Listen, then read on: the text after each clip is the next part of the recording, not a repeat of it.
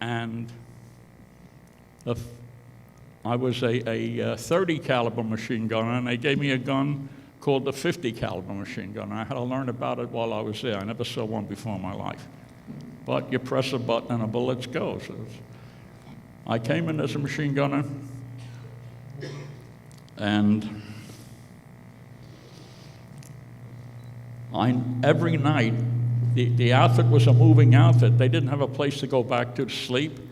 You moved 25, 30 miles, you set up a defense, and you looked for a place to sleep. Well, when you got into an area that had houses in it, they'd look for a place to sleep in a house, and they would walk in, and articles of war allowed this.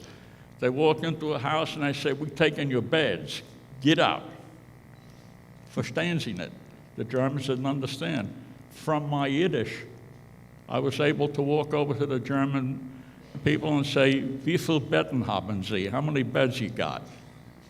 7 Betten, 7 amerikanische Soldaten durchschlafen. Sergeant, 7. I was about 18 years old. I was about 18 years old when I was giving instruction like that. But that was my Yiddish, because Yiddish was very close to German, and I learned how to use it. When I came back home, I had trouble talking to my mother in Yiddish, but Yiddish was my first language. When we came to Dachau, my colonel, I didn't know what Dachau was. Nobody knew what it was. We heard cities first, Donauwörth, Dornberg. We came through cities like you come, on a train, like you go through stations at that stage of the war. When they said Dachau, we didn't know what it was, but evidently, of course, my colonel did, and he brought in my captain, because my captain was Jewish, because he was instructed to bring somebody in who can speak to the inmates. So he brought in my Jewish captain, except that my captain was a Spanish Jew. His name was Ralph Floria, a wonderful guy, but he didn't speak Yiddish. But he did remember that he had a kid back there who did speak Yiddish, and when they were about to enter Dachau, he sent the Jeep to pick me up. That's the best I can understand it. I want to back up a little bit. When I came home after the war, I came to my mother, and I wanted to tell her about what I saw at Dachau. It was tearing at me. And she said, "Ich kann nicht zuhören." I went to my father, "Red nicht von solchen Sachen." Nobody wanted to listen, and for 50 years, I had it closed up where I wasn't sure that I had been in Dachau. I learned not long ago that I wasn't lying to myself about it, that it was true. I met a captain who deoriented me. He asked me questions, and he convinced me that I was there. And since then, a lot of memories have come back very strongly. I remember being told to get in a Jeep because we're going to Dachau. I got in a Jeep, but I didn't know what Dachau was. When we got there, I heard something more about it. I remember standing in a courtyard waiting for gates to open. I remember looking through the courtyard and seeing high-ranking American officers speaking to what looked like high-ranking German officers. Then I remember us marching in. Not marching in, we just walked in. If you have heard about how bravely we fought our way into Dachau, it's not true. They surrendered and we just walked in. I've read things otherwise, but we just walked in there. When I came in, an explosion for the eyes. You cannot believe how fast the world changes. When I came in, I saw bodies heaped upon bodies up on a wall. I saw my officers talking to German officers, and somebody said to me, "How high is that wall?" Meaning the wall of people. I went over, I raised my hand, I said, "I figure 7 foot, sir." And that's what he reported. My first few steps, 7 foot of dead bodies. I don't know if you can even imagine such a thing. At the bottom of the bodies, where somebody slipped off, at the bottom there was a German officer in full uniform. He was shot and dead. And I remember that something inside told me that he mustn't be there. I had to take him, pull him off, and not let him lay with the Jews. I walked into a room. I don't remember everything linearly. I remember spots, but I remember them. I walked into one room, and it was a ladies' dormitory. It was 4 or 5 tiers of beds that were just wooden boards, and they all had a little straw on them. There was one lady, God knows how young she might have been, but she looked like an old lady. I came to her, and I wanted to pat her head. I said, "Ich bin ein Yiddischer boy. Ich bin ein amerikanischer Soldat, Mama. Der Krieg ist..." And I went to pat her head, and she jumped away from me. It broke my heart. I couldn't reach her. She was one of the lucky ones still alive. When I tried to talk to her, she took out a picture which I have with me and I'll display later. When I tried to talk to her, she took out a picture and she said to me, "Here's my family." And she started to scream at me, "What did you do with my family? Wie sind sie? Was haben sie aufgetan?"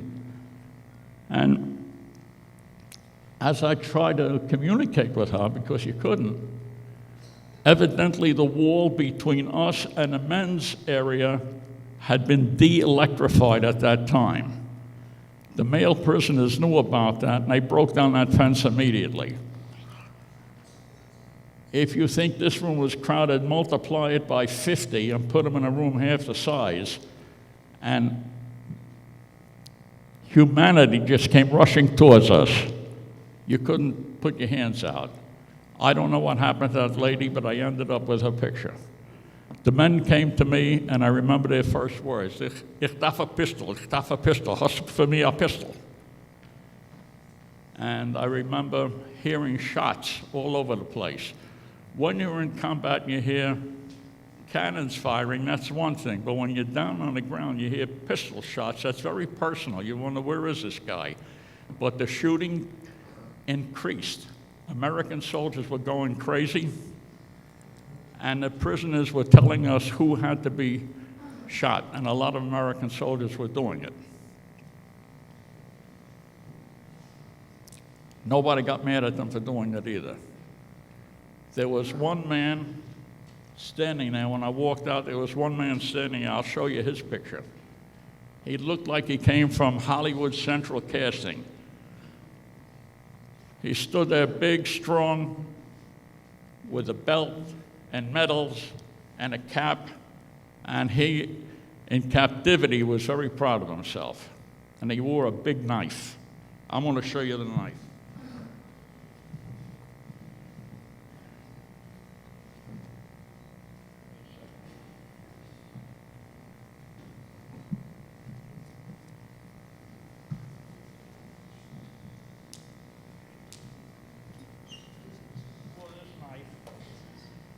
On his belt,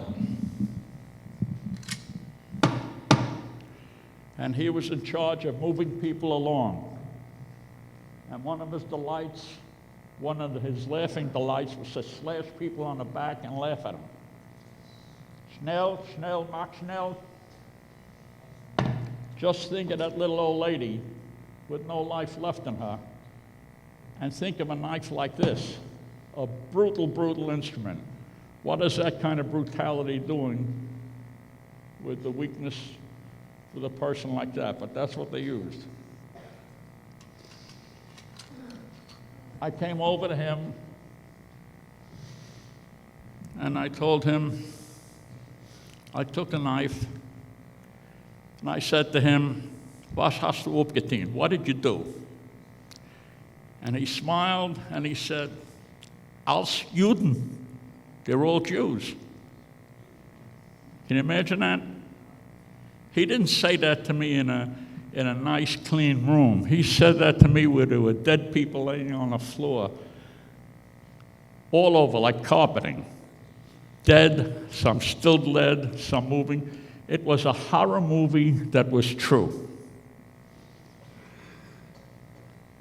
He said to me, "Als Juden." I said, "Ich auch." Nein.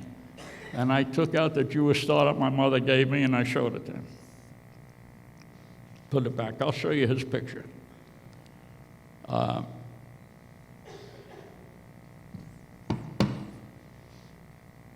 wish I could hand this to you so you understand the weight of it and understand what it's like to pull something like that on people who have no life left in them. It says on it, Arbeit adelt, or the pride of labor. There's another thing about the knife. It shows a garden shovel and a swastika, and it shows wheat. The statement is that this was a labor camp. We were farming. We didn't hurt anybody. That's the lie that the government went through to produce. When I left him, I remember going into another room that will break my heart forever. We knew we were heading for the showers, but at that time we knew nothing of gas, and to this day I don't know if gas was used at Dachau. I don't read about Dachau. I don't want to disturb my memory. I don't want my memory to become somebody else's. I want to keep it pure. I saw the showers. It was a long, narrow room. To my left, there were bodies stacked up nude. And they were stacked up like bags of rice in a Korean grocery. Plop, and they just laid there, except they had faces. They were people and they were dead. In particular, there was one body who was holding hands with the other. They were high up, and the other body was hanging down from that handhold. And the other body was hanging down from that handhold, and she was nude. It was a young girl, and she was dead, and the mother was dead. But it made me think that the death was not the most evil thing in this picture. Let him sit down. The death was not the most evil thing in this picture. It made me think, what did the mother have to tell to this sweet, beautiful little girl? Jeder Maiden, everybody's getting undressed. Don't worry, Mama. Mama's getting undressed too. Nobody's looking. You better kick and come on. What did she have to say to that daughter to get her undressed? What kind of heartbreak that we never understood happened in those camps? What kind of dehumanization? It wasn't the death in my book. It's what they had to live through before that. Then I remember somebody saying, ovens. Remember, I was 18. I didn't know anything about that. We walked over, and on the way walking over, somebody was explaining, I guess, what the ovens were, and I couldn't really grasp it. When we got to the ovens, couldn't believe it. Round brick ovens, still warm, a man standing there, a prisoner standing there, and crying his eyes out, explaining to the American troops that he had to do what he did, explaining to the American troops, the American officers, that he had to do this, it was better, that they were already dead, believe me, I wouldn't hurt. He said, I had to live, and he took out something that I have with me today. He took out a little kiddish cup this big, and he claimed that he did what he had to do religiously for everyone that he put into that oven. He opened the steel door to that oven, and you can see steel bars that they slid a steel, something they carry the bodies on. This gets me all the time, so please excuse me.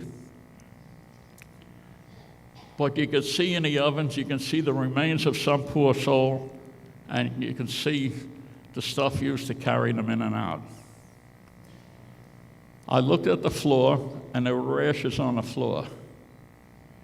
And I bent down, and I picked them up. I said, who am I holding?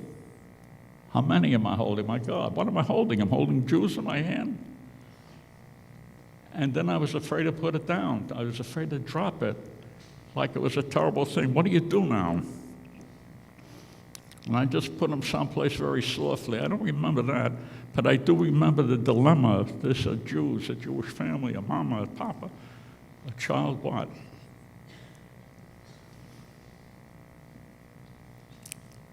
I then remember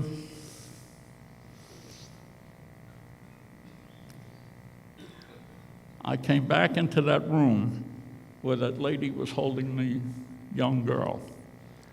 And there was something going on in there. And I was doing whatever translating I could do. We weren't allowed to feed them. They were looking at mics, don't feed the prisoners, don't feed the inmates, don't feed them. The food, you gave them a piece of chocolate, they died. I was told that, so nobody was allowed to feed them. But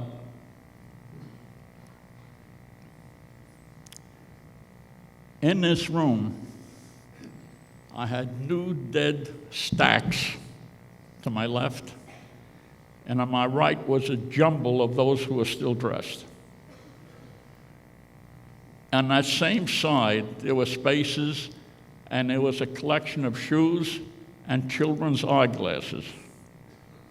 I could not, when I became a public school teacher and I walked into a classroom and a kid had a little gold rimmed wire glasses, I couldn't stay in the room. It did something to me. Those little gold rimmed eyeglasses that in the 20s were so important, and in the 30s, they were stacked there. Shoes, I saw that, then I looked back and I remember seeing thousands of faces looking at me, dead. And a lot of eyes were open. You cannot be in a room filled with dead people without hearing them talk. They say one thing. Mir muss allemen sagen. Zug allemen. I brought that home with me. Remember when I got home, my mother said, "Red nicht from this." Very big conflict for me. That's why I couldn't remember it for 50 years. I left that room because somebody said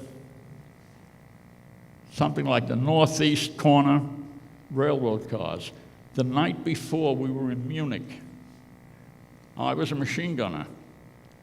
And we heard, and I recognized the sound, machine guns being shot at a distance. But they were definite machine guns. You can hear the pattern of 6. They were trained machine gunners shooting them. I didn't know what that meant, but I found out in the camp. When somebody said northeast section of the camp, you know, I'm a Brooklyn boy. I know up the block, around the corner. I don't know what northeast is, but I followed the crowd. And when we got there were 36 boxcars,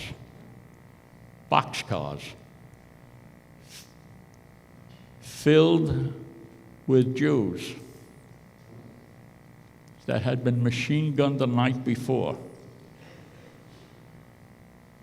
These people were in those cars for 2 weeks with no food, no toilet facilities, no medical facilities, just locked up in a car.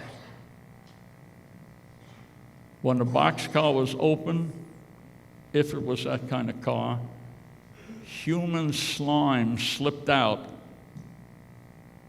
with Jewish faces.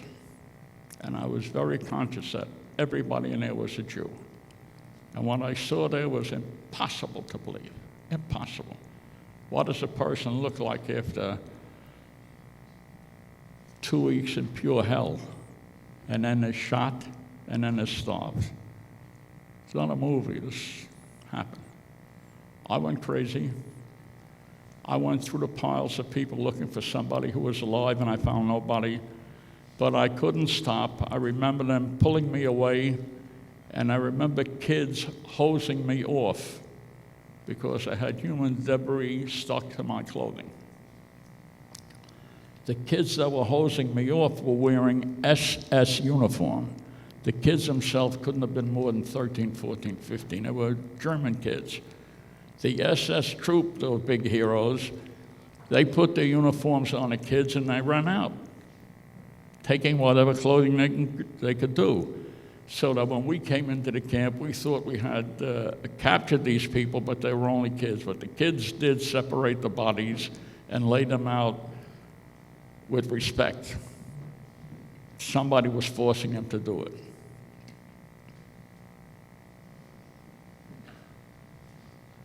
That was my experience in Dachau.